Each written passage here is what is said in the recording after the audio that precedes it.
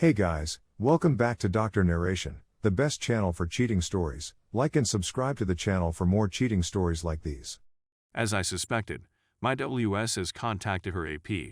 She will now face the consequences. We've been together for 30 years, dating since high school. My wife and I were going through a difficult time 2 years ago when she had an affair. D-Day was 12 months ago, and the lockdown began.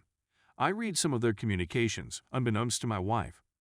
The physical affair looked to be finished, but they remained in communication. He had stopped the physical affair 7 months before D-Day, possibly because my WS had fallen in love with him and he was never going to leave his wife. She was outraged and heartbroken that he had deserted her, particularly because he had expressed his love for my wife. They stayed friends and messaged one another, and my wife told him she couldn't get him out of her thoughts. This time last year, I had never heard of Reddit, and I had no idea who to turn to for support. Counsel.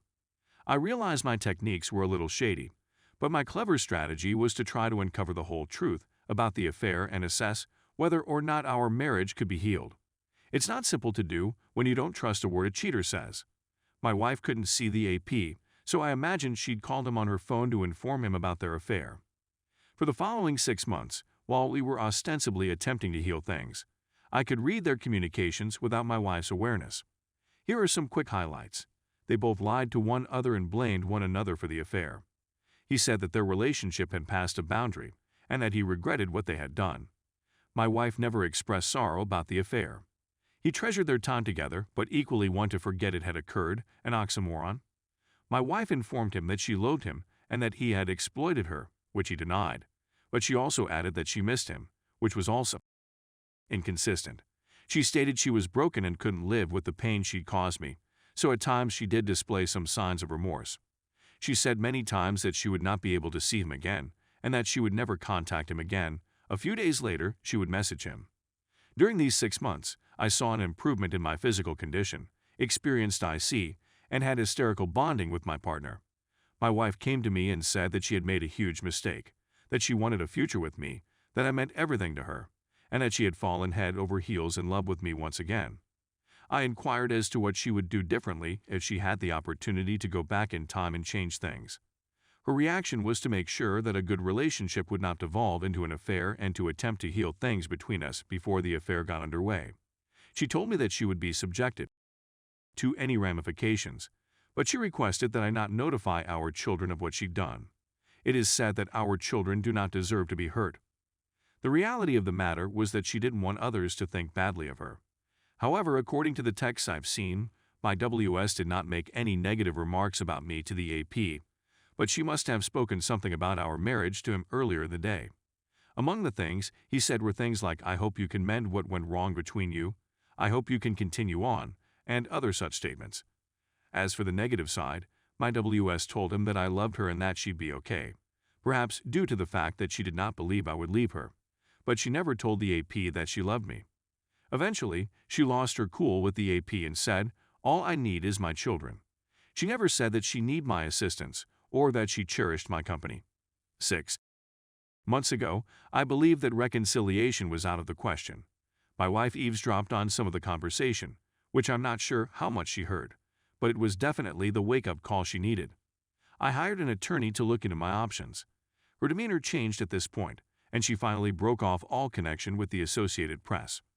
I devised a set of rules and penalties for everyone. The most important was that we were not to communicate under any circumstances or I would divorce her. She agreed to all of my conditions.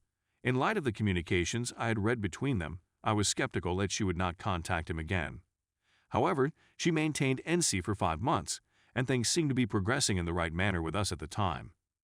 My wife learned a few weeks ago via a mutual acquaintance that the AP had an incurable condition. I expected her to contact him, and sure enough, she did. She has violated my confidence once again. To begin with, she sent him optimistic thoughts and hoped the therapy would be successful.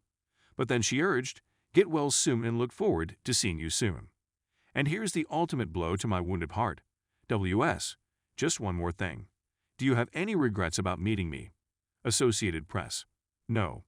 WS, good, neither do I. That's it, folks. I've had it with her. There is nothing worth fighting for anymore. I realize that divorce will be painful for me and our children, as well as financially difficult. I'm aware she has mental health difficulties, but she refuses to get assistance, and I can't make her. I realize it's pointless to spend any more time attempting to comprehend her behavior, but I'm still perplexed as to how she could do this to me and our children. I'm going to contact a lawyer again, this time without her knowledge, and have her served. I'm hoping to acquire joint custody of our kids. Our financial assets will be shared 50/50 as a starting point, but I intend to attempt to gain more than that by crook. When my dead relative's home is sold, I will get an inheritance. I also have Bitcoin, which I bought a few years ago, and has grown in value to a great sum of money. I also have a sizable pension fund. Is it feasible to keep my STBXW from receiving the proceeds? Update. My unfaithful wife offered to stay with her parents for a short period of time in order to give me time to recoup and determine what to do next. This is ideal for me since I need a break from her. I can more effectively plan my escape route, and I can get valuable life experience both on my own and with our teenage children. Our children are unaware of their mother's adultery. Therefore, she or we will have to educate them as soon as possible, or come up with a brilliant excuse for why their mother has temporarily relocated to a different state. Obviously, the best course of action is to tell our children the truth, something my wife has been feverishly attempting to avoid, and as a result, I am waiting for her to rethink the proposed trial separation before proceeding. If the trial separation goes through, I'm certain she'll want to go back home and start again from the beginning. What criteria should I put on the trial separation in order to make it successful? Things like, she still needs to keep her distance from her AP and so on. What about finally, but certainly not least, a recent story? The incident occurred this weekend when I happened to be riding my bike through a park where my wife and her AP had one of their trysts, which triggered me. I was aware that they had been immobile for about 90 minutes in a remote wooded area of the park because of the GPS tracking system. Despite the fact that she is completely unaware of what I know, I have never inquired as to the details of their sabotage. While I was well aware that they weren't having a picnic, and I wasn't anticipating the truth, I inquired as to what kind of she and her AP were having in the park and how long they had been there. Be prepared for the following remark. I'm not sure how long we were there since we had gone running. It was not exactly what you'd call a full-fledged encounter, but it was close. How would you describe the situation? I had inquired. I suppose I'm stumbling, she admits. I inquired about the situation more since it seemed a bit unusual. Was there any oral between you and him? Later on, she continued rambling on about her therapist, telling her that talking about the element of things is not a good idea at all. If the answer is yes, I explained it to them. Can you tell me where he went? He didn't, she said emphatically, because he didn't offer her cunnilingus. It seems that she didn't think he did either. To summarize, a significant amount of time is spent fumbling about with no apparent end result. A quick update on the mishandled event is provided below.